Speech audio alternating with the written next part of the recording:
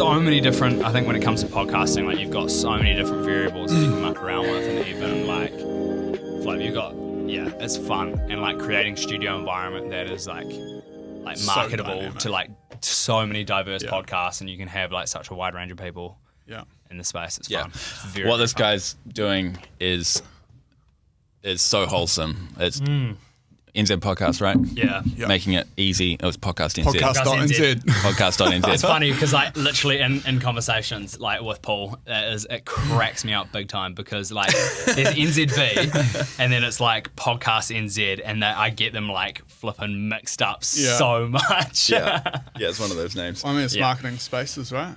But it's no different to things like Shopify. You know, rewind 15 years, if you wanted to set up an online shop, you invest a couple of tens of grands in a developer to set up a shop, and then you have to get a merchant account, and it's a big mess, and it's a barrier to entry. Oh, honestly. And so now if you want to start a business or set up a website, Squarespace, Shopify, and you're away. 100%. And I think even like, Podcast NZ, being able to create a space that like podcasts like ourselves can use, podcasts like, I mean, anyone can use and book through an online platform. It just like makes it so much easier. We had a podcast with a dude the other day who, he was like, he sunk probably about 17 grand into his own studio. This little home kit and the basement. And I mean, looks dope. But like, it's awesome. That's not super realistic for so many people. So, and it sucks that has to be a barrier for people to create content. But And some of the most interesting people are people who are not interested in audio gear 100%. or cameras, not interested in learning it. Yeah. They're just interested in what they're interested in. Exactly.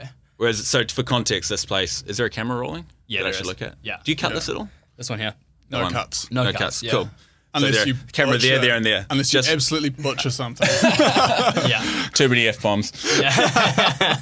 So this is Podcast NZ studio that we're in, and they have these cameras already set up. We just sit down and start talking, hit record. Yeah. And It's so dope. we're looking at 30 grand of gear in front of us. Yeah. Easy. But he charges very little. But to have that at your fingertips What a by just legend, going eh? and dropping a booking, like going online, how easy could you make that through an app and you're recording? 100%. Whenever you want, wherever you want. Watch this space. Yeah. It's going to be incredible. Next We're month, really there's going to nice. be neons that you can adjust the colors on. There's going to telling be ya. a big screen across right here. Yeah. Yeah. We'll be getting like an array of neon signs. Yeah. I would love a neon for this Bro, place. neon, I don't know why neon is so sick, eh? It just is. Just pops. It's just slaps. Yeah. Goes hard. Okay, for those listening in, welcome to episode 9. Here we are with Zahn. Thank you for Trotter. having me. Welcome. Thank you for coming and joining us for a chat. You guys have done, was it 9 episodes? That's correct. Number 9. Yeah. You have a radio background. I do. Yeah. You don't? I do not. What have you learnt in the last 9 episodes? The last 9 episodes, I've learnt to not take myself too seriously and not try so hard, especially when it comes to communication. Right. Yeah. It's like kind of just, I guess podcasting is such a cool platform because it enables you to have long form conversation on like whatever the heck you want and whatever space you want around whatever you want gets like an opportunity for people like yourself to come and share areas of your life that you probably don't chat to people about on a long form area and kind of share thoughts that are going through your mind. And I don't know, I used to hate podcasts because I had such a short attention span. And it wasn't until I had a job with World Vision and I was driving around the countryside to different schools and speaking in schools. And I realized like actually how lonely I was. And that was a massive adjustment for me because I'm such a raging extrovert. And it was great when I was on for that like 15-minute period in schools chatting to people. But then there was like sometimes like 2 hours between that period of being on when I was just alone in a car driving. And you can only listen to the same Justin Bieber album like so many times, let's be honest. That was like... We will cut that bit out. that is not allowed to be associated with the Jeffrey brand. You know, the other thing that's so good about podcasts is that in most cases, or at least in the cases of the podcasts I listen to, there's no army of gatekeepers before they publish anything. There's no editors. Yeah, 100%. Yeah. And generally, like quite often, it's truly uncut. You know, entire thing with all the gaps and mistakes. Yeah. So it feels much more like a human conversation and people's honest opinions about things. It's a lot less polished. Yeah. Yeah. Yeah, but also, like, you know how so often conversations are guided where there's an agenda and there's a soundbite that you're trying to get from the guest, and you want that soundbite to be able to go viral on news websites or on Twitter. Whereas if it's a conversation where you just throw that out the window, and the best podcasts, best podcast. Oh my God, the irony of the irony. I can't wait for the request. Hey, do you mind just going back to like 3 minutes in and like cutting that?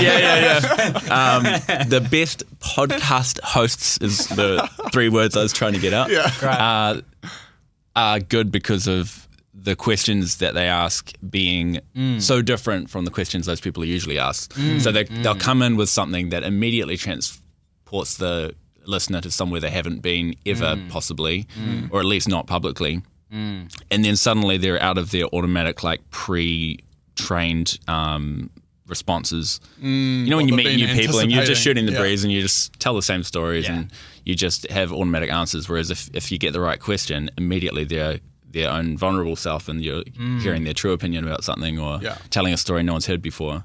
Yeah. Now that is an interesting podcast to listen to. 100%. Yeah, that's so true. It blows my mind actually what goes on in people's brains and like the deepest like part of themselves and like what often I don't know, it's so easy to like allow that to go unheard or allow that to go even unspoken. Like you potentially don't share those thoughts or that heart with people ever. And I think that's probably one of the biggest like revolutions I've seen in podcasting is the ability to have that conversation with something that's like, and I feel like it's something that's lost, like transparency, vulnerability, like even honesty, which sounds whack because it's like, it's such a massive part of life, what should be. And it's like, how have we lost honesty in just all of this? Yeah. Like it's something that's slowly just disappeared. And we feel like this pressure to be someone that we're not, or this pressure to like act in a certain way or portray ourselves in a certain way that isn't genuine or honest to who we are as people. And people crave it, right? Yeah. The very best conversations are conversations where you are both being really honest, not just with one another, but with yourselves. In the sense that if I say something and you're really listening and that thing that I said confronts something that you believe or a presupposition that you have and you're honest with yourself enough to like let that one fall and replace it with the new thought that you just had expressed. And if you're honest enough to do that, then you've got really constructive conversations where it feels like a marrying of two souls, like to make it better, make each other better and more knowledgeable and more enriched, I suppose. That's like a good conversation. It's what we do when we're true friends or brothers or whatever, family, and talking honestly. There's something about that interaction which is just super holy and spiritual. And if you can replicate that with strangers on a podcast, mate, you've struck it. And bring them into the room, right? And on that note, like, I want to bring the listener into the room. So do you want to give us a bit of a background, Zahn, around who you are, like what you're doing right now in your life, what takes up majority of your time? Totally. Like, so me and Charlie both have the same claim to fame, almost. I am going to be known as Avi's brother, and he's going to be known as Avi's boyfriend. That's it. Yeah, we've made just it. fame by association. Yeah. There was a while there where she was known as like Zahn's little sister, but no, that show was flipped. How does that feel? Younger sister. I'm stoked. I'm stoked that she's getting some kind of recognition for her 10 years of effort. It's one of those classic stories of the fact that she's been like diligently slaving away at getting good for years. And to be fair, she's been getting compensated the whole time because she's been getting gigs and getting paid fairly well. But she's really focused on it for 10 years, and to see that, okay, there is some form of, like, the ball is in motion for her to get some kind of recognition for that. I'm stoked. What would you say there's like an area of your life that you've like slaved away at to enrich yourself and to grow and hone your abilities?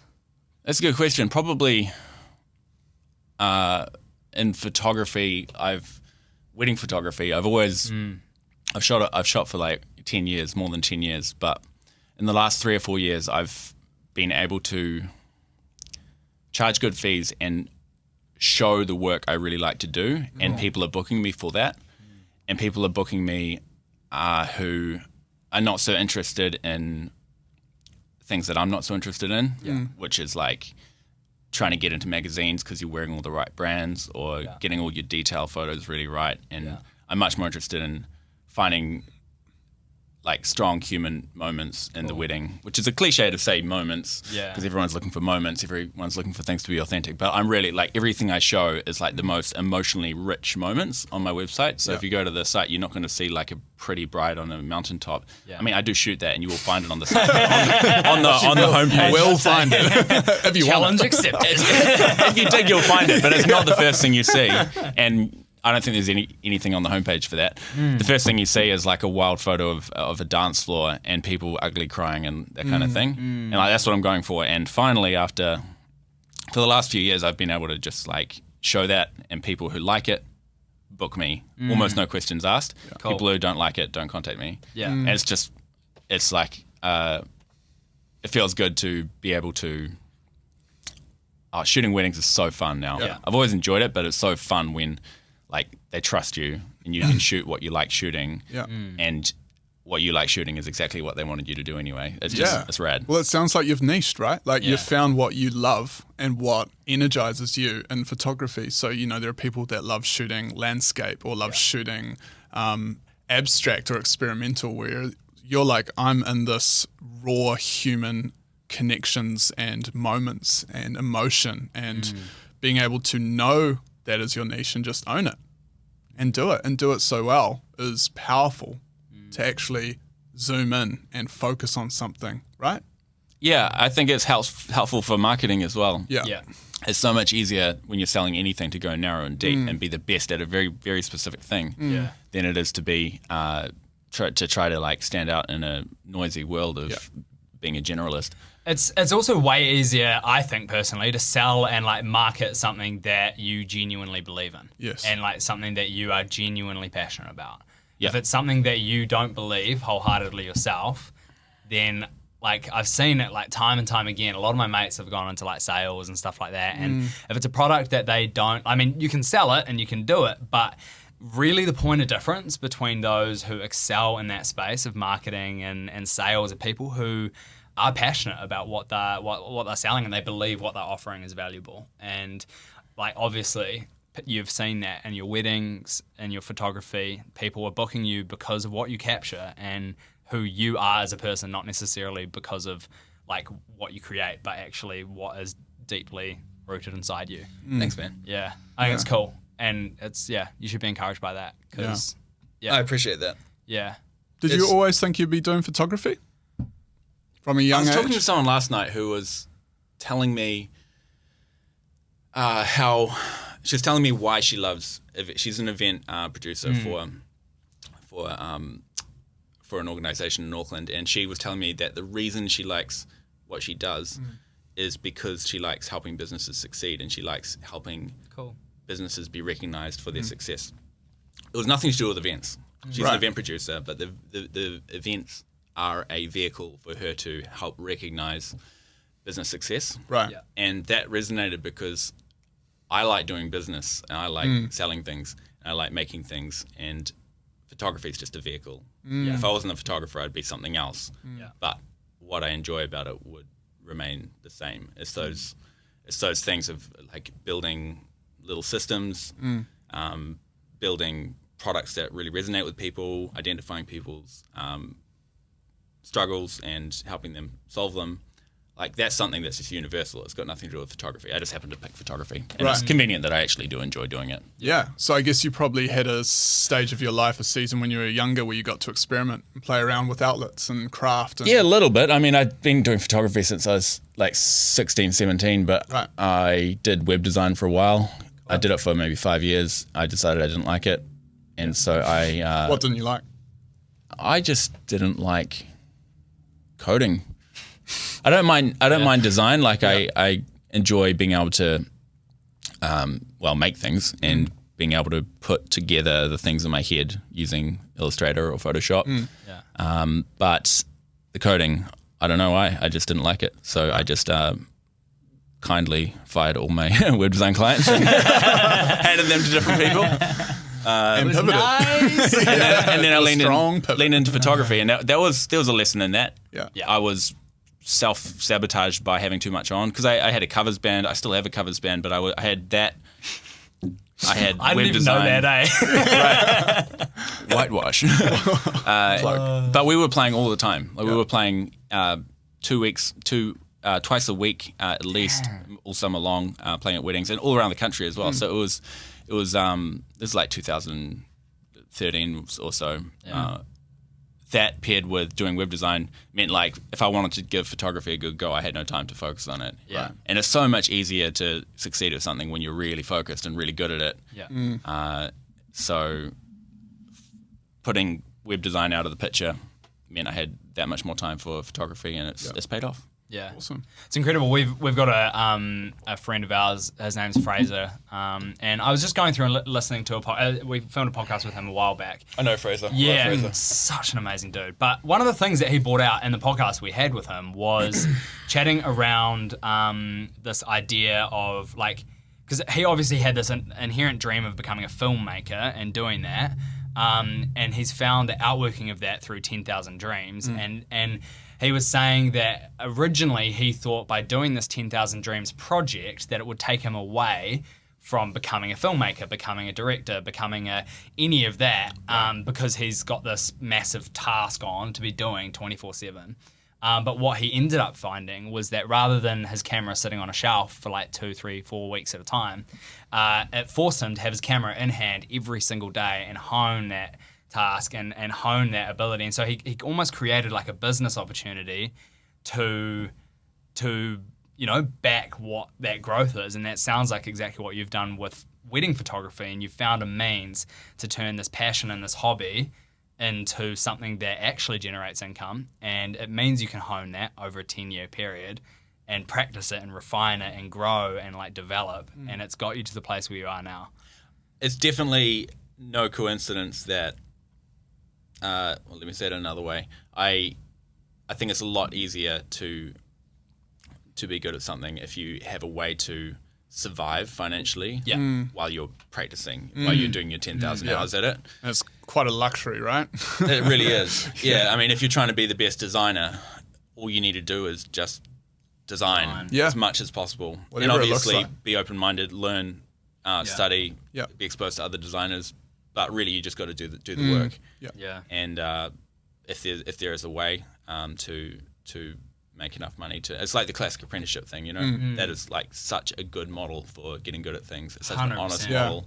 Instead of learning from, like, for example, in university, it's very theoretical, a lot of what you learn. I can't actually speak from any experience. Never been to university. I have no idea what I'm talking about. No, but at a theoretical level, learning from doing it accelerates it really quickly. 100%, man. 100%. That was my experience at uni. At AUT was a 3-year hands-on, tactile, tangible degree in a studio environment, building, creating, breaking projects to learn. That's the only way I learn, is by just going in, hands-on, getting messy, breaking things, learning what Making worked, mistakes. what didn't, and... Don't take it the wrong way, Mum. I'm very proud of you for getting your PhD. Shout out, Sheree. But So good. It's true. What does that look like for you outside of wedding photography? Do you have time to experiment and play around with photography in your craft? I don't outside of work, Yeah. but I do work a lot. Yeah. So I'm shooting dozens of hours a week. Right. So And you can experiment in that space. Yeah. yeah, for sure. To a degree. Well, no, you can to a degree. I mean, I think with competence comes like the comfortableness, if that's a word, for being able to nail the job for the client very easily without a great deal of your brain power. And so your creative brain is freed up to add to that, to go over and above and do things that may or may not work, but it doesn't matter because if it doesn't work, you've still nailed the job. Yeah. Right. So yeah, we do experiment. We do experiment a lot with particularly wedding photography. Kind of have a 2 for you, 1 for me, 2 for you, 1 for me thing going, where like particularly in the creative part of it, generally the most creative opportunities are when things are not happening at 1,000,000 miles an hour. So like ceremony, go, go, go, go. But there are parts like when the girls are getting ready or the guys are getting ready and the ceremony. So after the ceremony, when you do take them off to see, take some photos somewhere, like you've got, everything slows down. You've got a chance to be a bit more creative. But 2 photos for the couple and then 1 for me, as in 1 for me to experiment with what I want to make. Hopefully it works and then the couple will like it. If it doesn't work, doesn't matter. You know, try it again next week. That's cool. Yeah. That's epic. You were talking a bit earlier around like business strategy and development and that kind of being an element of your heart and passion that fires you up. What does that look like in your day-to-day life? Mum finds it really funny that I really like getting other people to do things. Yeah. Like cooking. And like as soon as I figure out a way, I could just get someone else to do that. You know? I hand the job off so I can move on to the next thing. It's one of the best forms of leadership, though, delegation. Yeah. I guess so, yeah. No, yeah, you're right. A lot of people aren't willing to delegate, and I can understand why, because it does feel like you're taking advantage of people in a way, but... Or even diminishing yourself. Like, if you are pushing, or not pushing, but if you're putting, like, entrusting other people with things, like... My experience with that is that it takes humility to be able to go, actually, it's way better to give this person a chance to do this and like actually diversify and actually divide your workload and tasks and give things that you might find precious to yourself, but give them up to others. Like it takes humility to actually be able to like... Yeah, it does. I see what you're saying. It's a really tough thing to consistently exercise, is being able to let go of like your baby or your passion or your project and like raise someone else up to grow and learn and do it. I think with so many things though, like we're not the best people to do them. Yeah. I'm good at some things, other things I'm not the best at, and there is definitely someone I can ask to help me with it, who's going to do it way better than I am. And then I've got my time back to. I've always thought about growing the pie instead of trying to keep all the pie to yourself. Right. You know, if you grow the pie, then you've got plenty of I like that. Plenty of pie to go around.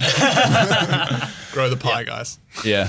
So in day to day, I mean, I try to always find systems that I can figure out with my, like doing it myself. I can spend the time to figure out how it works, whatever the little system is, how it works. And then once it's like defined, then I can ask people to help me with it.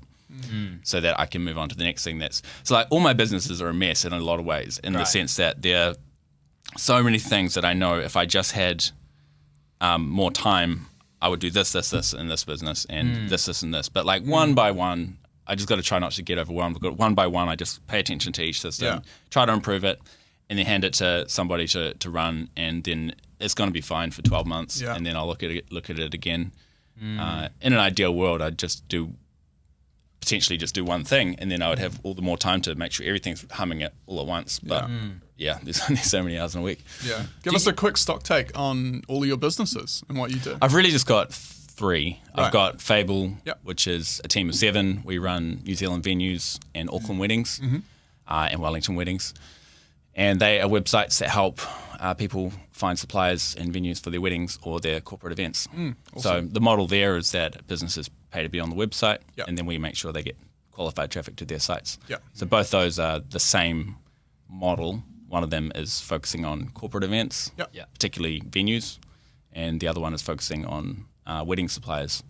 So brides and grooms are the audience there.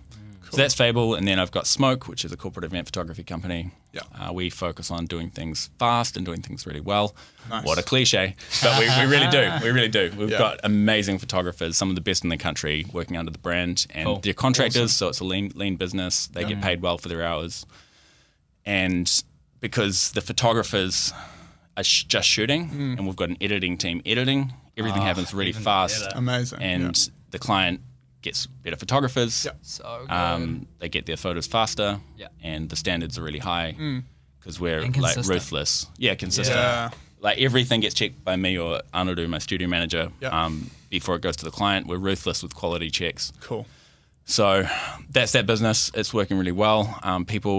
Businesses that have high standards for themselves, we've managed to win a bunch of those clients. And then my third thing, which is my original baby, like wedding photography. I've been doing that for 10 years and shot like hundreds of weddings, and I love that. And that's that's not really a business. It's just me, in the sense that like there's no one else really helping me with that business. Everything I do myself. Even the editing, like I do everything myself. It's just like my little baby. But I don't actually do. I do about 20 weddings a year. I don't try to push that boat too far because I'm doing weddings that I love and I just don't want to break it. Yeah, that's cool because all of those businesses like really complement one another. They do. By the sound of it, like, so well. Because you're talking about how you have to take your time to like zoom in and focus on one avenue. At any given time to be able to, not spread yourself too thin and be able to actually achieve the things at hand. But for them to complement one another like that, it must be really cool to kind of carry that passion through each of them kind of fluidly with those similarities and with those similar sorts of veins of photography and event and wedding and totally. Yeah, and I mean, marketing is all about perception and how things are viewed and images and video and presenting things in their best possible light. So when we're doing that for venues, we're doing it for businesses, our ability to like take good photos and see the best in everything and communicate it in a way that people connect with. Like that is a skill that bleeds throughout all of my businesses. Awesome. That's so good, man. What do you get up to outside of work? I smoke meat. Nice, bro. Meat. When did that start? When did you get into that? Amber and I have been to the States many times, every year for That'll do it. five years. And we eat a lot of brisket over there. Yeah. Oh. And just in the last couple of years, I've just gotten really interested in doing it myself. Cool. I had a buddy, Offrey, from Israel, who lived with us for like a year. And he was talking about how he used to do it. They used to get a drum, like an old oil drum, that sort of like cut the bottom open, light a fire, and then they'd have like the meat hanging at the top. They just chuck it in there for a few hours. So and come back and it's done. And honestly, though, it's like the manliest thing ever. Right? It is, especially this guy. Like your little or the drum. Especially a guy. I'll tell you his name, and this is the way he talks. Hello, my name is Offrey Zaslavsky. Like, just imagine a guy with that voice. I'm not exaggerating. Smoking meat on the hills of Hebron. I've met him before. Yeah, you know the guy. Yeah. He did headshots for me ages ago. That's right. That's right. Yeah. Anyway, that was the catalyst to me, like digging deeper and trying to figure out how it works. So now I'm smoking. I'm a regular smoker. That's so good.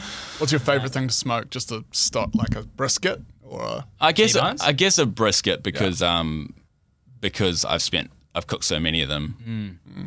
But at the same time, because I cook so many of them, it doesn't really challenge me too much. What I really like doing is smoking new things, Yeah. How many cuts of meat can you smoke? Like anything, just whatever you got. Pretty much. Yeah. Cool. In some form, if it's a really light meat or if it's fish or something, then you wouldn't want to smoke it for too long. You'd cold smoke it where you're not really cooking it at all. You just run smoke over it, but not in a hot chamber, and a relatively cool chamber, so that you're getting the flavor of the smoke without actually cooking it, and then you can finish it off with a pan fry or something. So there's nothing you couldn't smoke. You just get, mate, so you've just got absolute freedom. That's fun. It's really fun. And just getting to appreciate butchers more and understand how important they are in the ecosystem of everything being like shitified, just made as fast as possible, as cheap as possible. And so, I don't know. I love that whole return to inconvenience. Yeah, the return to something that represents how things were done a long time ago. The process, right? Yeah, like the process of you want to be rewarded with this incredible piece of meat. Yeah, it's going to take 12 hours. But first you got to go and find the animal. And, Sweet, carve out half your weekend. Exactly. Straight up. You'll appreciate that meat a lot more. Well, I mean, there was the one time that we did our first brisket and we hit you up for the full breakdown, and it was something like 50 separate messages of Zahn, like, you need to do this and this, and then we were like, right, going back through, like scrolling through the whole thing.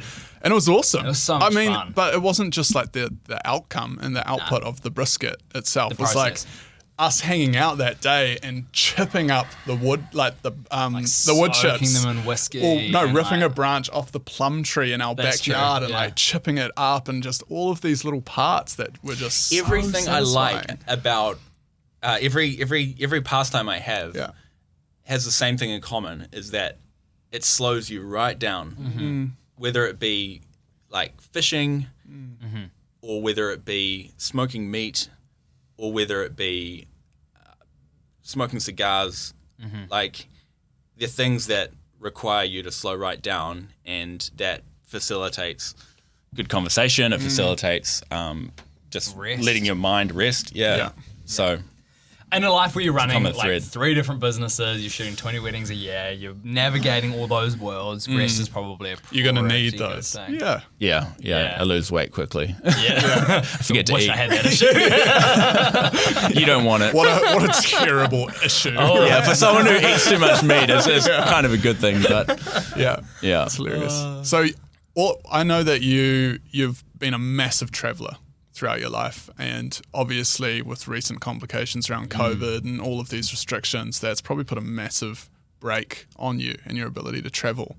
What are some of the most let's zoom right in. What is the most memorable experience of your travels that you could share with us today?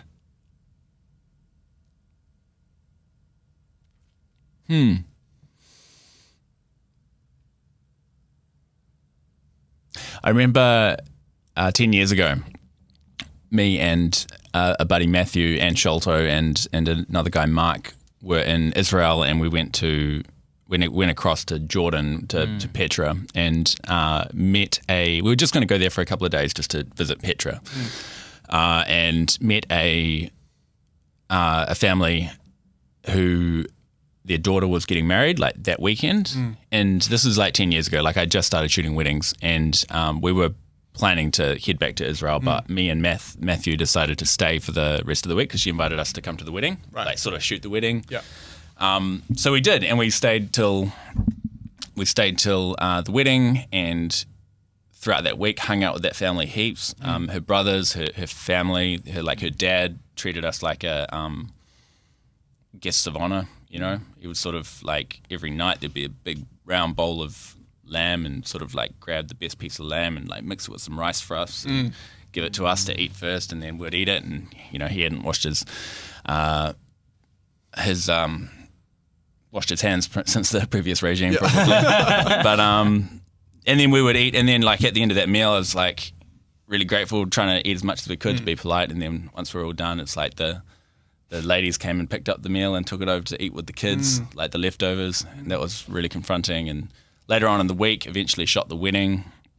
They like sacrificed some goats, and they had like a big funeral procession from the bride's house or the dad's house to the new groom's house. It was an arranged marriage. She didn't know the guy. He had no teeth. He was like 20 years older than her. She was not happy about it. Like she was really upset. She kind of confided in me and Matthew because we were like independent of anyone. We were almost like her, confidants. Yeah.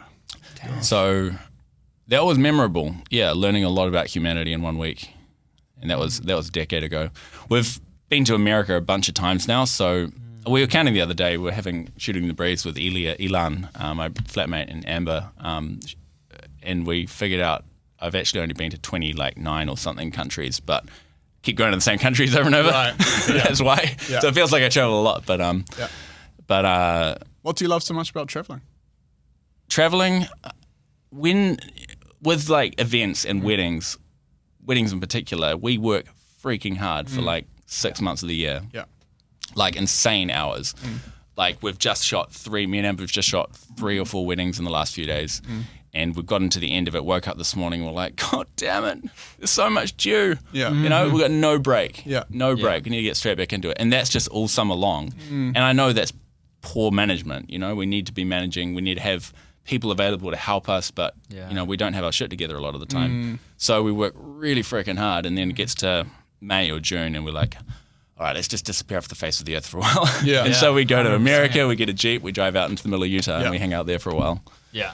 I love it. People like work differently like that, right? Like some people do like the slow burn, some people go hard and fast, and they will go and do a couple months of just intense, hardcore effort, and then take a decent break. And I mean, everybody kind of has their own ways and vibes, and will work in different ways and have different levels of output for different amounts of time. So it's Nothing wrong with that, right? I saw a really interesting tweet from Elon Musk the other day, and he was basically just saying that, like, you know,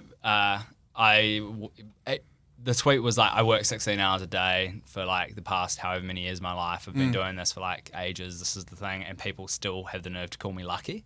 And it's like, yep, that's true. And it's like, yeah, like, I mean, different people operate in different ways, but like, the amount of work that certain people put into life and to like their craft and to what they do, I couldn't comprehend the capacity. Like, that literally leaves, 8 hours a day for sleep? Well, Elon and Avia and you guys, we're all privileged, very, very privileged. But the fact that we're privileged doesn't mean that, it just means that your starting point is a lot higher than the next guy's. Doesn't mean there isn't capacity to work really hard and succeed above your other also 100%. Privileged peers. So I really hate it when people like try to take away people's success from hard work just because they are privileged. Like,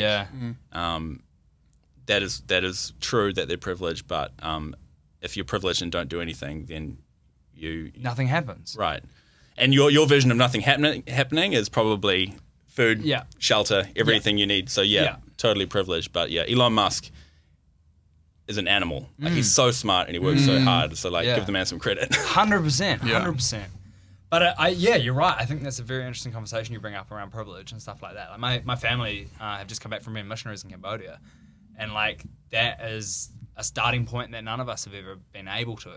Like, we will not ever comprehend fully what it's like to live in that world and be raised and born into that environment. Is that something that you've kind of can sympathize with through travel and stuff?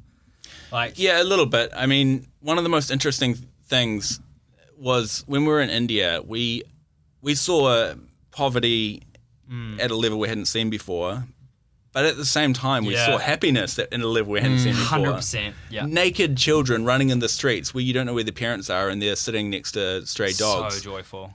They're so happy about it. Oh yeah, 100%. And no question that they are poor and they've been dealt. But there's some lesson in there. There's some I don't know how to articulate that lesson, but there's some lesson in there. It's hard to distill. We're all depressed, even though we're in the wealthiest 1%. What's going on with that, right? Yeah. So true. Even the conversation we're having around like the slowing down, going through the process of smoking your meat, like going through all of that process. In some respects, like, I don't know, that concept of instant gratification being such a massive part of our lives, like, it's so easy to do anything. We can jump on Uber Eats and order food. We can like, if we want a glass of water, we've got a bottle sitting right here that we can fill up. We've got like, it's all right there. It's all so easy that we lose that like almost innate desire for the process. And like, I think Dylan was talking about that a little bit around like the return to inconvenience. And I mean, my little brother, he's like 14 and he's just started absolutely sending it in like the hunting space. Like, just loves it. And he's like, he doesn't want to be in school. Doesn't want to. He's like, I don't want to live that life. Everyone's sad. Everyone, like, no one is enjoying life. I just want to go out. I want to be on the farm. I want to milk cows. I want to like hunt. I want to like just be in the dirt, and I want to just live that life. And it's like, he's like, it's so much more joyful. And it's like going through the process of, he's like, I want to hunt for my food. I want to like sleep outside. That's so awesome. And it's so weird. It's like, and especially for like, I don't know, it's not common in New Zealand. No. Well, it's not common in this day and age from someone his age. Like most 14-year-olds aren't like desiring. I like you. But I really just want to hang out with your little brother. But I love your little brother. He's such a cool dude, honestly. Like, it blows my mind. Almost every time I like catch up with him, I'm like, Right. Yeah. So he's figured something out. Yeah, he has. Yeah. And I mean, he spent time in Cambodia. Yeah. Like, lived there for, I don't know how long. A year, just over a year. And like, that was his reality for ages. And I'd say maybe that could be something, because it's super different to how he was before. Like, before they went to Cambodia, like movies, like we couldn't peel him away from the TV. Like, that was a massive part of his life, was like movies and social media. Interesting. And after living in Cambodia, like, now you just see like just joy and passion. And it's pretty cool. Like, it blows my mind. It's like having your eyes open to the reality of the world and just how good you've got it over here. Yeah. And just how comfortable you can get. Yeah, I don't know. It's interesting. Yeah. Speaking of privilege, we should drink some whiskey. Go on. You know, you're talking about It is a privilege. When we were lining up this podcast, Zahn and I were flicking some messages, and I was like, surely some whiskies over the podcast, bro. And he was like, oh, Yeah. absolutely. I should have bought. I hope you weren't joking. I brought cigars too. You ready? No. Gosh. I didn't actually. That's epic. So, just like with meat, with barbecuing, when did you get into whiskey? I don't know. I think 16. Yeah. I was actually 12. Yeah. Dad was a fan of whiskey. Yeah. But then I don't know, like with being able to like afford better whiskeys, you sort of start dabbling, and more recently gotten to know a few people who actually know what they're talking about, and so I'm able to, you know, listen and learn and start to understand it a bit more. So it's just one of those things. It's like a deep dive. Like there's no such thing as clocking it, and that's what makes it fun. Yeah. Like with smoking a brisket, like it's pretty easy to smoke if you know what you're doing, if you know the fundamentals. But there's always a way to make it better, and no one could say that they made the best one ever. And there's no such thing as it's the same with games. I like chess, I like poker, I like backgammon, but I like chess and poker more than I like backgammon. And the reason for that is there's no way to clock those games. You can't clock it, right? Games like checkers, I'm sorry if I'm messing this up. Like I just don't, as far as I know, games like checkers, and certainly games like, what is it called? Connect 4. There's like an objectively correct way to play it. Right. All you need to do is learn the way to play it, and then you win. It's kind of like the Rubik's Cube. Like there's You learn the algorithm. You learn the algorithm. Oh, is that right? Yeah, you learn the rules, and it is actually just like a set piece to like clock it, and it's like you learn the moves. My other little brother that loves the Rubik's Cube, but he's like mastered it. He literally taught himself off YouTube, learns the rules, and can just like do it. But to me, that's less interesting than something where there's infinite amount of theory and strategy and wisdom that you can acquire in order to be like as good as possible. 100%. But nobody is the best. Well, there probably actually is someone the best, but that person who's the best can always get better. So every single interaction with her, every time you initiate, can be completely different. You can, the first person to make a move can just have a completely different,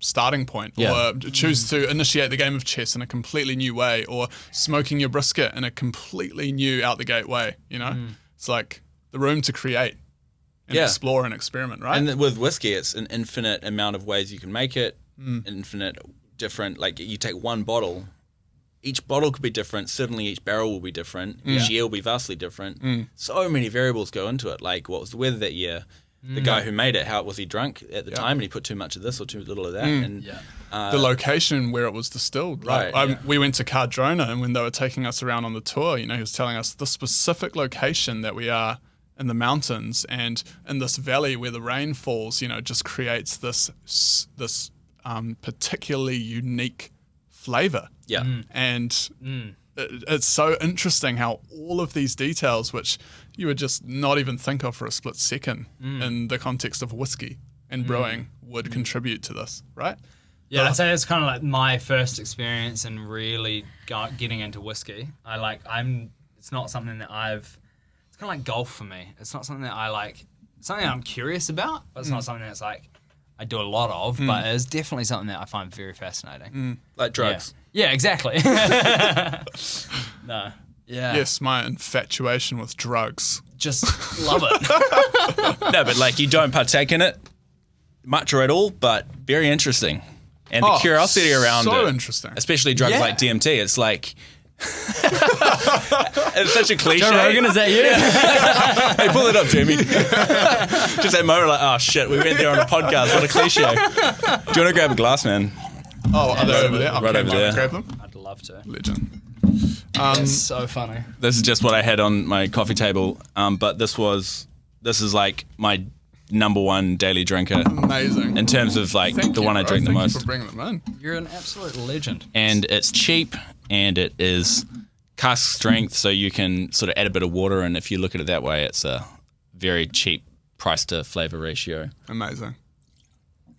We did this backwards. We've got these like nice Glencairn glasses. Yeah, I realized these. that when I was filling these up. I was like, oh man, actually maybe I should hold on. Let's flip it if you guys finish your water. Well, I mean, it was because we went for a whiskey tasting when we went to Cardrona, and it's interesting how they give you the little syringes that you actually add little drops to transform the flavour. It is. And it's interesting to experiment. Leave a little bit of water in there. Yeah. Whiskey can change flavour significantly with just a little bit of water. Amazing. Cheers, guys. Cheers, boys. Episode 9. Gotta love it. Can't wait for season 2, episode 9, when we have cigars and we're doing it on the deck somewhere. Doing it in our condo over in the Bahamas. Yes. You guys thought about doing this on the road? Yeah, like having a small setup, traveling, mobile. Yeah, it'd be so cool. Rolling studio. It's so hard to like even unpack like the best way to like do podcasting. I feel like it's another one of those things that there are so many infinite different ways that you could structure it. You could structure a show, can be chat, can be interview, can be like, I mean, the possibilities are endless. Yeah. Like you can do so much with it. You can do video, you can do, I don't know. Yeah. Yeah, I mean, everybody's got their own idea of the correct way to podcast, right? Or, you know, you have to do these things. Make sure you remember to do this every episode. But I think it just comes back to being genuine and just being yourself. And if you are genuinely an interesting person or people that have something to say and a question to ask and want to challenge one another and better one another, those are the podcasts that I connect with the most. The ones where you hear the people, as you were saying earlier, you actually can hear the person changing in the conversation, and you can hear people taking new things on board that perhaps they may not have known or believed or even agreed with prior to that conversation. Yeah, I think even the conversation around like what you were saying earlier about having healthy and constructive conversation, I'd say it's an art that's lost, particularly at the moment. Like I feel like it's very challenging to find people to have like conversation with if you have differing views. But in that space, like again, it points back to humility. Like it takes quite a lot of humility. Well, it doesn't even take that much really to just be able to go and actually listen and learn. And it's a level of humility that you would hope everyone would have, exactly. but few do. Yeah, that's such a good way of wording it, because it's like, I really hope that I can sit across the table from someone. We can be from completely different understandings and like contexts and backgrounds and beliefs and everything, but we can actually just have a grounded level playing field where we can talk, disagree, learn, and we can humble ourselves and grow from it rather than, you know, trying and actually listen to what each other has to say. Yeah, 100%. And, yeah, I think, and give the space to one another to do it, right? The ideal would be that we all passionately believe and hold to what we truly believe and act upon it bravely, but also that we are constantly reminding ourselves that there's a very good chance we're completely wrong.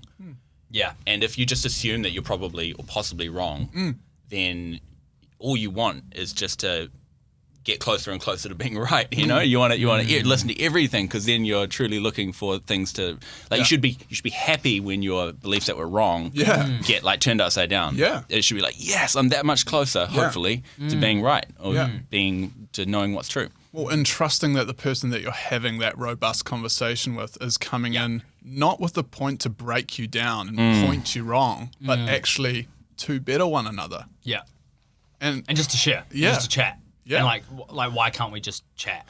One of our mates, his name's John Nash. I listened to a podcast with him a while back, but he was one of the things that came out of that conversation was something that he does often is like he'll walk into a bookstore and be like, "Hey, I'm middle-aged, like white Christian dude with, you know, a kid and a family. I'm married, and give me the most like what would be the most opposite to who I am. Like I just want to read that kind of stuff." Right. And just like get content and like read and explore completely different viewpoints and completely different like authors that come from different backgrounds and out of a place of just curiosity. That's and awesome. Like, yeah, that's something that I'd say challenges me, because I'm like, dang, how much time do I actually create to seek out understanding other people?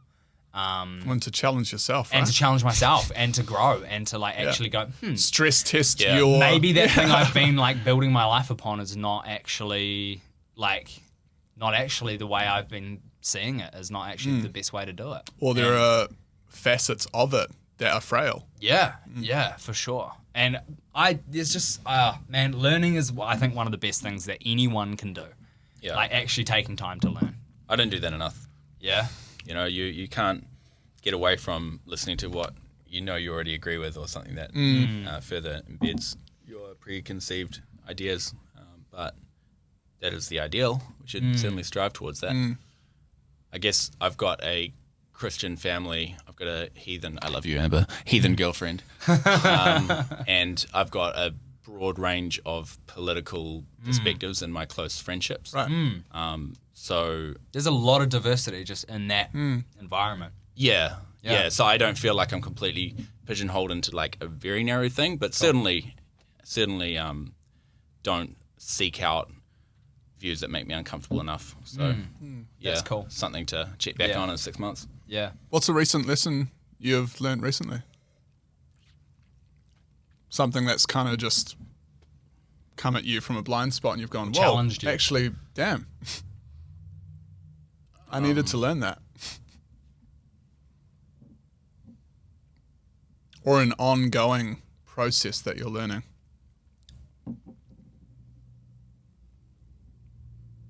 I'm trying to be less. I'm trying to be more empathetic when I think people are mad. Like when I'm angry, or when I, some viewpoints. There are viewpoints which are just so preposterous that it almost angers you that they hold to that. But like you got to dig deep to find the fact that, man, they probably genuinely believe that. Yeah. And then what? Like you kind of have to reframe how you feel about them or how you would want to approach them if you had to have that conversation. So that's something I'm trying to do more. Stop like writing people off as like morons or as stupid or anything. Too far it's gone like, for me to even give time to, right? Because the fact that they believe it and probably 500,000 other people also believe that thing, then it means that they're not mad. It means that they probably truly believe it and they're not just trying to troll us. So if that's the case, then what, That's really healthy, bro. Like, I think that's something that we can definitely all take away and chuck in our tool belt. We should all work on it, it's not useful to hate your enemies. No. Yeah, not at all. Yeah, not at all. And I think even in that space as well, like it opens up just significant empathy.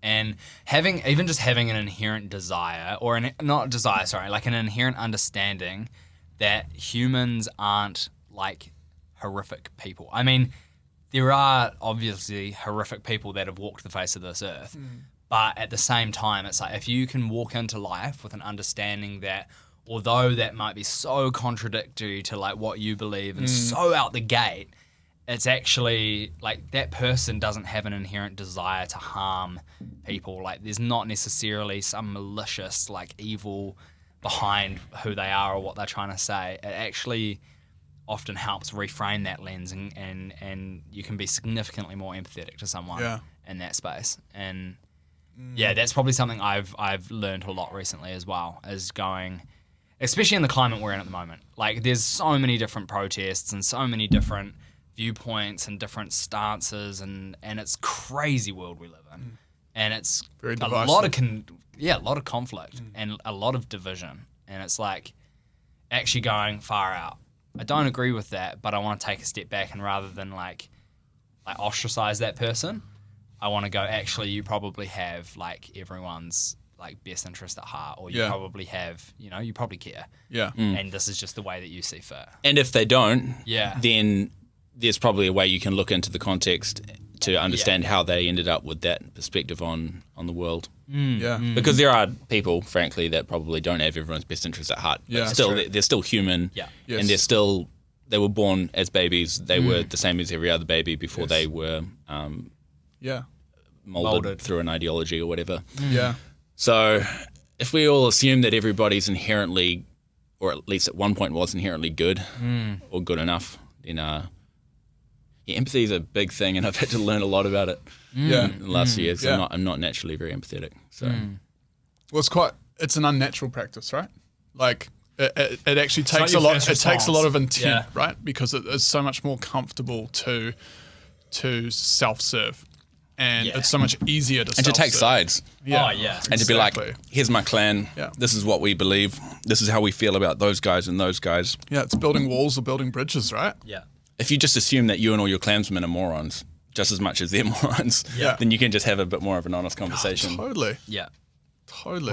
It's all theory. Like, I'm not saying I'm any good at this. I'm just saying this is the theory. Yeah. And it's something that we want to I guess work on. Yeah. A bit more. 100%. You guys are unique. This is a total change of subject. Go for it.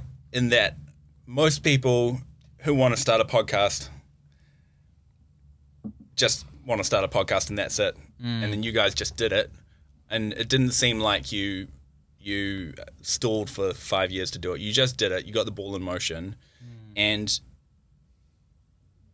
maybe I shouldn't use this podcast as an example, but podcast 1 and podcast 8. 8's way better than 1, right? And 20 is going to be way better than 8. And like, you got the ball in motion, and almost no one does that. Number of people who want to start a podcast, myself included, who don't know anything about it. So you should be proud of just getting the ball in motion. Thank you, bro. It's something that is rare. It's definitely something we wrestled with and had a lot of conversation around, what's this going to look like from day dot, right? Like, do we need this? Do we need this level of quality? Well, we're both perfectionists at heart. Like, we both have eyes for minute details, and when we don't meet them, it's the most frustrating thing. I guess it's when the passion just overtook the being pedantic. Yeah. And we were just like, but also, no one's listening. No one cares. Yeah. It's like a karaoke bar or an open mic night or just a shitty little bar in a shitty little part of town. Yeah. Like, that is where you're supposed to make mistakes. You're supposed to make a fool of yourself. Supposed to grow. Whereas if you were going to be on a big podcast all of a sudden, then maybe you need to think about that. But no one cares. Yeah. You'll be able to mess up the first 20 podcasts and it's only going to be your best mates listening anyway. Yeah, and look at the pride in that. Like, oh, bro, we're going to be ministering to so many people through our podcast, and we need the quality to be, 110% by day dot. No one's listening. Just get out and do it. Yeah. Yeah. And I think that's been our thing. I mean, even business, with what we've started with Jeffrey and the business sphere, and what we started all of those different elements of our lives, I think it does come back to just sending it, just doing it, because it's so easy to not. Yeah. And it's so easy to hold back, and it's so easy to get in your own head and restrain yourself. Yeah. And in many respects, it's quite easy to be your own biggest flaw, not flaw, but your own biggest hurdle. Yeah. Your own biggest saboteur. Yeah. Yeah. 100%. Do you find you have any of those in your professional life? Any big hurdles, any self-limitations that you impose on yourself? I think I'm probably a little better than average at doing things before I'm ready. I'm very much interested in finishing things, not starting things. Right. Or to say that another way, I'd rather the ball be in motion and it to be a little bit shitty than to have it perfect but never actually come to fruition. You know, that's my approach to most things. It's probably a healthy thing. Yeah, it does mean that I actually get to throw more, whatever the phrase is. Axes at a wall. That's the one. And some of them are going to stick. I don't know if that's actually a phrase. When you just did this, I thought, axe throwing. Yeah, that's kind of cool. Yeah, throwing stuff against the wall, and some of it sticks, some of it doesn't. Yeah. But you guys are using this as a way to get, you're already good, but you're getting really good at just communicating and speaking clearly and listening and asking interesting questions. And by the time you do have an audience, you're going to deserve that audience. Thanks, man. Yeah. Not great, but we just stop it. Comes in here, brings whiskeys for the boys, drops compliments. I clearly wanted to invite back to I was about to say, Zahn can come back. Yeah, always. Well, no, next time we'll definitely be in Mangawhai on the deck, smoking some meat. Yeah, this is something we haven't chatted about. Yeah. This almost every time we hang out it comes up. But you've got this YouTube channel called Briskets and Beers. If you do not subscribe, you need to right now. It is such a phenomenal channel. I love it every time I watch it. It right now. Definitely makes me hungry, but it's great. Yeah. Thanks, bro. And we are very excited for doing a collaboration of some shape or form. 100%, yeah. With you guys on Beers and Briskets. Yeah. Is it Briskets and Beers or Beers and Briskets? Brisket and beers. Brisket and Beers. And the reason for the name is that our first episode, we got together, me and my buddy Chris, who has another YouTube channel on photography. Cool. Chris Turner, the Chris Turner. Phenomenal. Follow all platforms. Yeah, although there's some other guy called Chris Turner, so Chris Turner Photography. If you can find it. It is one of those names where it's like... Just one dude, Chris, just starts getting all these subs. He's like, oh my gosh. No, but we started it, and the first thing we did, the first episode, we just smoked a brisket and drank some beers, and we're like, we need a name.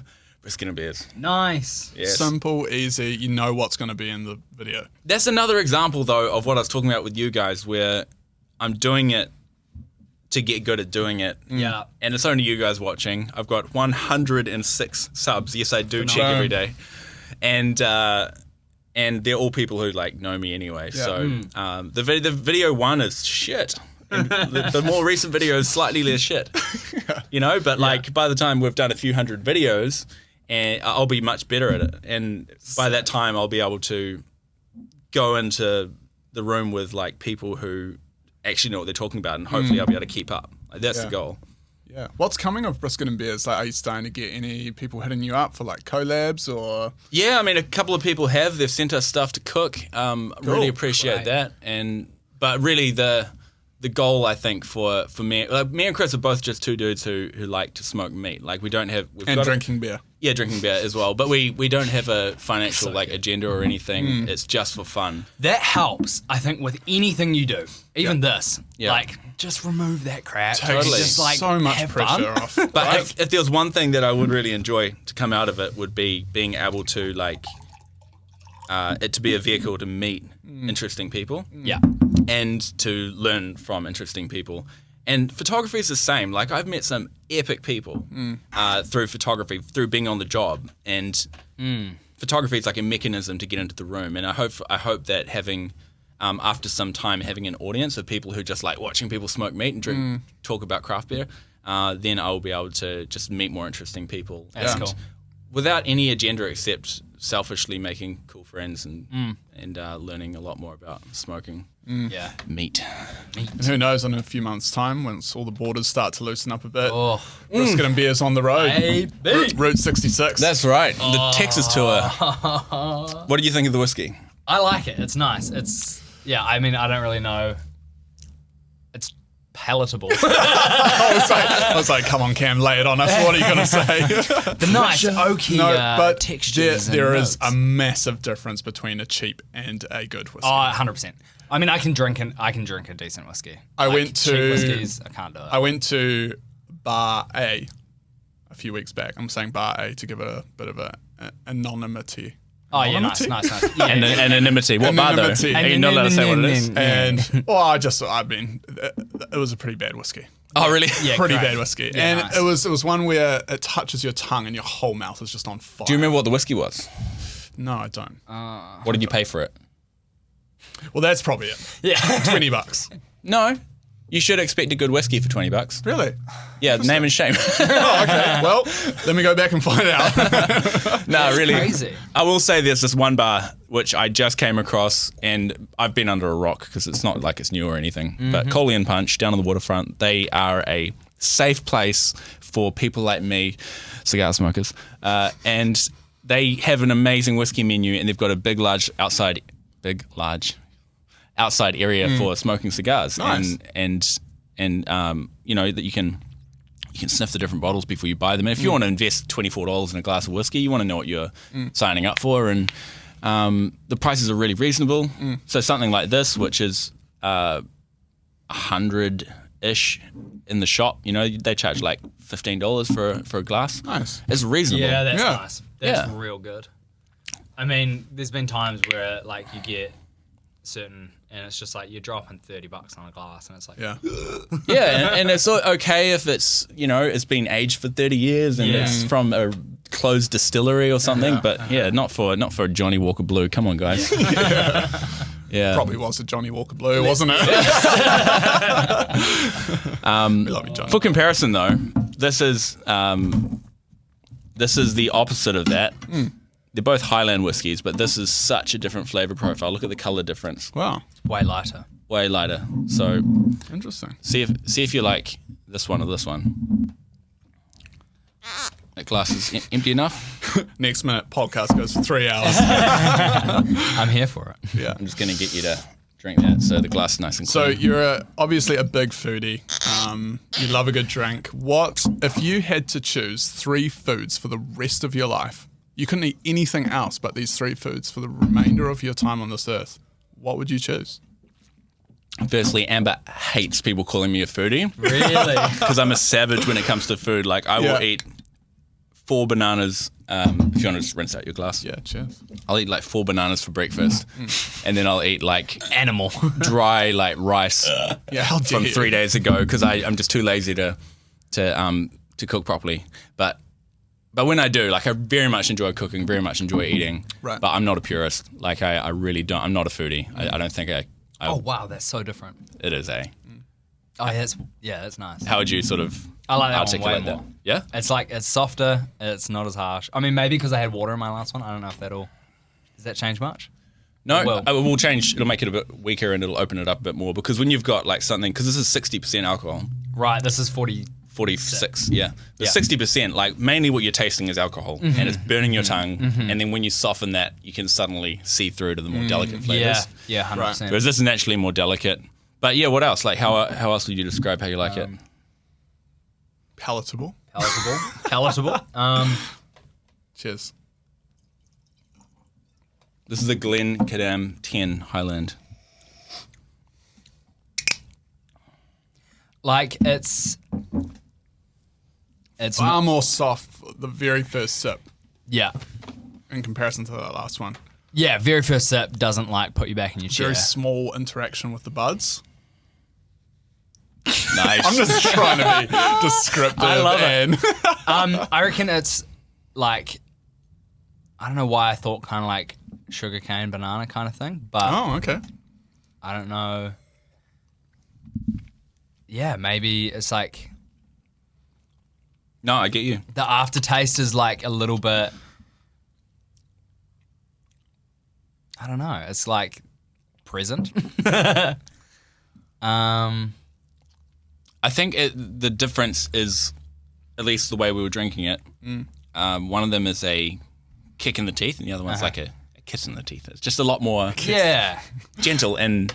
Yeah. I mean, it's enjoyable. Like, yeah, I get that. I'd enjoy this. Yeah. That's good. Yeah. I mean, this is essentially as delicate as they come for Great. 46% whiskey, which is not that low, but Right. it's interesting because so next time you buy a whiskey, see the color. Yeah. The Go for lighter that- they Go are. for that color. Yeah. Well, as a general rule, it means that they spent less time in the barrel, and the barrel was giving off less of a flavor. Yeah. Right. So this is like they call it cask strength. It's like Yeah. it comes out, they put it in bottles, done. Whereas this is going to be like it might be a second time the barrel's been used, so the sort of oiliness from the wood is coming into it less than it did the first time. Yeah. So but I has was this just- been aged? Yeah, that one doesn't have an age statement, but Okay. it's about 10 years. About Okay. 10 years old. And the age statement thing is like, if you have an age statement, you have to put the statement of the youngest barrel. So even though there might be some 14 or 15-year-olds, if the youngest barrel in the mix, It's 10. because with these big label, I don't know what the right word is, but large production whiskies, Yeah. they want consistency. Yeah. Right. You know, like Ardbeg or Lefroy or Yeah. Jack Daniels, like they're mixing a whole bunch of different barrels Just to tons. make sure that the flavor is always pretty consistent. So what that means is that with a age statement of 10 years, you might be drinking actually mostly 14-year-olds or 15-year-olds, but the youngest one will.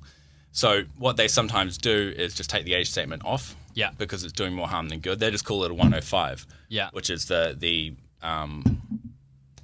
proof of the whiskey. Interesting. So, yeah, it's probably about 10 years old, just because of what else they put out. Like the youngest whiskey is 10 years old, Yeah. and it's probably about 10 years old. Yeah. So maybe some 9s in there or some 12s in there. Yeah.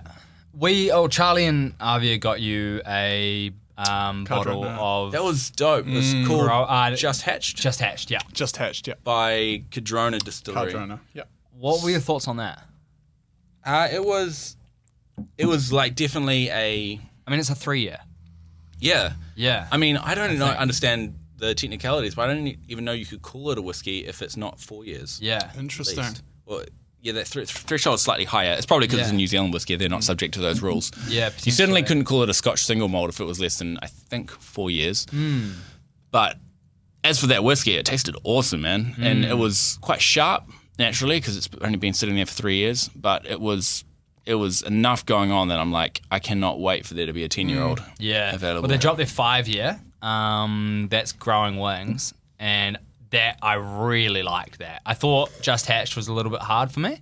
Right. But I really liked Growing Wings. And which is their 5. And then I'm the same. Like it'll be so, even their 20-year, like that's going to be crazy if they go that high. I don't know if they will, but like. How freaking cool is it though that we're tasting a whiskey for the distillery's like infancy? Why is there a 5-year? Because they opened the damn thing like 5 years ago. Yeah. Literally, and it's world class. Yeah. I mean, they're winning gold awards. Winning golds. And There's something so beautiful. I mean, this distillery is, I think it was 1825. Wow.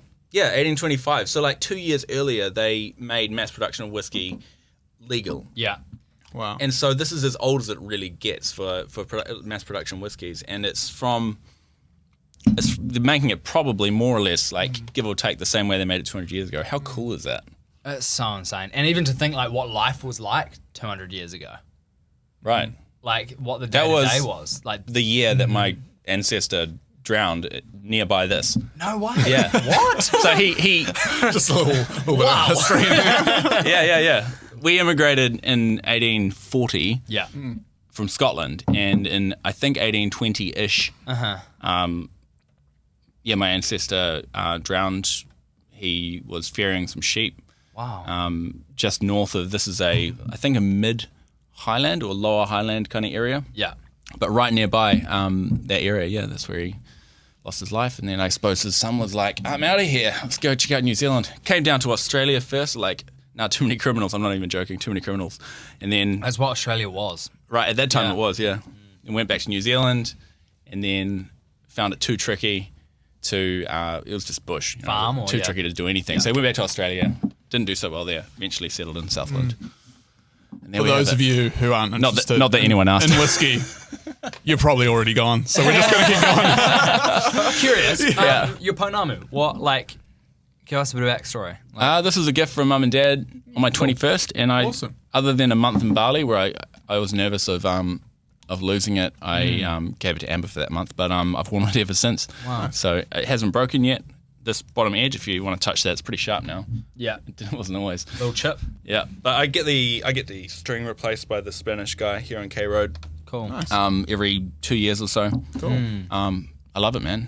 That's epic. Yeah, it kind of speaks of, it's obviously a toki. It's like it represents a weapon, represents strength. But these two quarters kind of represent Mum and Dad, that they're always with me. So that's awesome, man. I'm grateful for them. Grateful for their cool. presence in my life and their gift. What the next 5 years look like for you? What's on the radar? That's a lot of years, man. Yeah, it is a lot. Let's of years. do one. I will answer that question, but Okay. what's the next what's the next 1 year for you, Charlie? For me, Jeffrey. Yeah. Really want to put a lot of focus and heart into Jeffrey. Absolutely love this podcast. Love meeting people. Love. Oh, thank you, sir. Yeah. Love. Just love listening to stories and where people have come from and where they're going and what they're doing, and giving them this platform to just encourage and inspire people. And you know, even just chat, just chat and meet new people. And I think I'm super incredibly passionate about that, and I think I want to lend a lot more time to it. I love my design. I love getting to create for people, but I feel like I want to push the boundaries of what creating looks like for myself and has looked like for myself. Cool. Rather than just design or like a tangible creative output. What does it look like through communication and community and storytelling and relationships? I think I would be really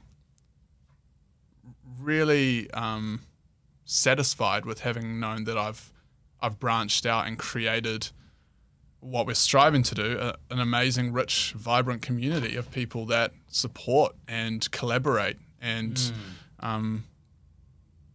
charge through life alongside one another. I think that would be really awesome to look back in a year's time and go, man, I've packed that year with that. Yeah, cool. Yeah. That's awesome. That's something that you can take really practical action. If you've got that as your North Star, you know, it's always helpful if you can break it down to what you do today or what you do this week or this month. And there are some real clear things. Like, don't stop doing the podcast. Yeah. Reach out to more people. Look at other ways you can impact more people with the brand as a whole, like clothing and that kind of stuff. So yeah, keep at it, man. Thanks, man. If you can get to the end of it. Once every year I do this thing where I write down, instead of it being like a New Year's resolution, it's kind of the opposite. It's like I write down everything that was good about the last 12, 14, 18 months, and then write down everything I disliked about the last 12 months. Right, you were telling me about this. Yeah. And it's really interesting what comes out. Sometimes people's names come out. Sometimes like ways I'm spending my time come out. Different work things come out. And then I just take the 10 or so things that I dislike the most about the previous year, and I just like commit to cut it. Yeah. And that might mean that on the 10th of January, I send a confronting text to someone, or I make some major adjustments, and it's every year just like work towards a happier life. It's the same with the flip side, things that I really enjoyed, and quite often it's people's names, you know, like for example, one of my editors, Dennis. I love the guy. He works so hard and he makes my life so much better. Being able to trust him with really quality work, and like his name came up and I was like, okay, give that guy a pay rise. And the That's things awesome, like what I saw that like 7 of the things that I enjoyed the most about the previous year were all these concerts that we'd gone to. Like one of my childhood bands, Pain and Salvation, you know, childhood favorite bands, is like Swedish progressive metal band. They like, the singer got this illness. I thought he was going to die. Everyone thought he was going to die. It was supposed to be terminal. It wasn't. And he recovered, and then they started playing again. And like I went to France to see their show, which was like a freaking dream come true. Because like, you kind of write off like, oh, okay, I guess I missed the boat on that one. Like we don't get to see Michael Jackson play again, you know? But with that, he came back to life. I wish. Imagine. How good. Avi and I were watching This Is It the other night, the documentary of the behind the scenes of his final tour that they were going to do. And that man's work ethic and just his, oh my gosh, he blows my mind. He was just putting in 150% every single practice, every rehearsal, and he just, like clockwork, his performance, his vocals, the way that he goes and joined in with the dancers when they were rehearsing and helped them and encouraged them. And he's a leader, right? Yeah. It's... I think it's pretty incredible when you meet people like that, and you're like you can tell from a mile away, you're like, you are a leader. Like, you've got real awesome leadership potential and qualities, and it's like, you have to put yourself out there when you see people go and in a way confront people, and say, here's what I think would be good for you to focus on, that kind of thing. It's really confronting. It's putting yourself out there, because if you're wrong, it really reflects badly on you. That is one of the traits of a leader, being willing to put themselves on the line.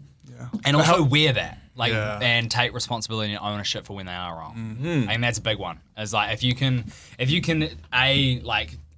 build up enough confidence and go, actually, no, like, regardless of how this could look on me, I want to have this conversation.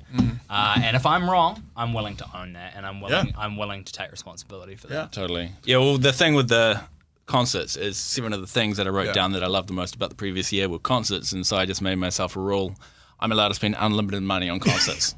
That's a rule. Awesome. What a cool rule. That is an amazing And it rule. doesn't really amount to that much money. But knowing that it's like, I want to go to that, it's like, just put the whole like money, financial responsibility thing aside, because it's one of the things that you like love the most. So, but obviously we haven't had an international artist come for a long time. The first one, John Butler, coming next week. Oh, so good. I am, next week. Yeah, I think it's the 15th of May. The Power Station? That's it. Nice. So sick. Awesome. Used to get high for a living. I'll take a little look. What about you? Me? 12 months. 12 months. For me, I'd say the past 12 months have been mental. Currently, for this 12 months, looking ahead, working on my marriage would be one, and just loving my wife and just continuing on that front. And that's one of those things that it's like, a lot of people look at marriage or look at that kind of thing as, oh yeah, sick, job done, tick the box, move on. What's next? But that's something I've learned big time. Is it's like you're in this space. It doesn't necessarily mean it's the same with relationships. The same with friendships. It's like reach this milestone in my friendship or in my relationship, and it doesn't necessarily mean like cool, move on. Cruise. What's next? Yeah. It's like actually relationship and people are so important to like sow time into and invest into. And so that's one thing that I like. It's top of my priority list. Awesome. Is loving my wife and loving her well. I'd also say I'm like a youth pastor as well when I'm not doing Jeffrey. And the more that I work with young people, the more I just get so passionate about them, and the more I realize there are a lot of hurting young people in this world, and there are a lot of young people that that are lost and that don't really just know, they're just struggling and they're just finding life real hard and confusing and like regardless of like I think it's just so, I don't know, it's just I love being able to just be there for young people and just sit with them when they're like heartbroken, when they're struggling with family stuff, when they're struggling with school, and just be able to sit with them and cry with them. That's like just something I love, and it's something that gives me so much energy. And so 100% that's something I like have realized in my life, like regardless of whether it's Jeffrey, regardless of whether it's being a youth pastor, regardless of whatever I do in my life, like young people have an important part in that. And I always want to have some element of my life focused on investing into young people, because I believe that they are like they are the next world changers. Like they are, and I want to invest into them. There's a beautiful synergy between those 2 points you made, and the synergy is that if you feel it's important to sow into young people, the best thing you can do is be a good model for them by loving your wife and being the best husband and father, if you choose to do that. So true. For them to look up to, because with a lot of young people who struggle, like there is a undeniable pattern that they don't have a father or a mother or a person they can look up to who is living an honorable life full of kindness. 100%. So you doing that is self like perpetuating and compounding. So keep going. Thanks, bro. Appreciate that. 100%. Yeah. And I'd say like on top of that, it's what we do here with Jeffrey. The more we've been working through it, the more people we've been having conversations with, the more, like this stuff is just, it gives me so much energy, And it's like, it's so cool. Even like, I mean, we've placed another order of stock for Jeffrey merch that'll be arriving shortly, and we've just like making developments, making small steps forward, collaborations that we have coming up in the pipelines. It's exciting. It's fun. It's one of those moments where you can just really sit back and I don't know. It's so fun to just see. There's no pressure in it. There's no freedom, but the fact that we love it and are passionate about it, we will put the pressure on. Exactly. We will self-impose it because we want to get it done, whatever it looks like. And we don't know. We don't fully know what the next maybe 5-10 years look like, but I think that's a bit of the beauty in it, is that we're excited to find out. Yeah. So no, it's the next year is going to be awesome. I'm probably similar to you, like your response to like a 5-year question. I'm like, oh my word. I got no idea. That's quite a daunting. Don't ask me about 2029. Yeah, where do you see yourself in a week's time? I did quick maths there. I was like, 2029, that's not 5 years away, is it? How do we end up here? My bad. Yeah. But no, I like living in the presence, like actually enjoying this, enjoying family, enjoying marriage, enjoying It's a whole new world. It's so good. Dazzling place. No, it's a whole new world where you live now, right? Yeah. Instead of living when you retire. Yeah. And finding a way to sustain raising a family, sustain an income, sustain being a good citizen of the community, like whilst living a fulfilling life. It's not something, it's a new thing that you can just do that without having to slave away to a corporation for 40 years. Yeah. Some kind of archaic industrial age method of existence. And it's crazy how much you can kind of like sow into your own life these days, eh? Like, and there seems to be a lot of freedom around like social media, and like a lot of it, like if you've got a phone, if you've got an internet connection, and you've got like you can download apps, you can radically change your life. Like TikTok was a massive one. Like I know people that have gone from. I mean, we had a conversation with Josh not long ago. Last podcast, who literally radical, like his whole life trajectory changed because of TikTok, and it's like, what? What is going on? And just like nearly overnight. Yeah. And it's you got to be wary though of not saying things like anybody can do anything because of the platforms we have, because it's true. We're still part of the microbial, whatever the word is, part of society that has a phone, has an iPhone. Yes. 100%. So if you have an iPhone and you have a certain level of income there, then you can do anything. It's true. It's true. Yeah, it's very true. That's a good point. But keep swimming, man. Just keep swimming. Just keep swimming. Thanks, Dory. Dude, thanks so much for coming on the podcast. Bro, we're like, what? So much fun. It's been genuinely fun. I've enjoyed every minute. It's been such a good time. So what's the next couple of guests you've got on? You're just gonna have to wait and find out. Yeah, you may just have to tune in. We've got some fun ones that are coming. That's for sure. Can I send people your way? Absolutely. 100%. Cool. I will. Absolutely. Yeah. Yeah. And the other thing is like the aim is one a week. Yeah. If anyone's like, if you're listening to this and you're like, I really would love to be a part of what you guys are doing, we'd love to have you hit on. us up straight away. And I mean, we don't discriminate. We're just here to come on down, learn, to grow, to chat, to have fun. Yeah. Drink whiskey, make the most of it. Who knows? You may bring sake or soju. We're here for it. Rice wine. Oh, that's what you had in the fridge when we were back in the flat? Yeah. I took like a sip of it. I thought it was like a beer or something, and I was like, I don't discriminate either, because the next Brisket and Beers episode is going to be with a vegan. Is it? Wow.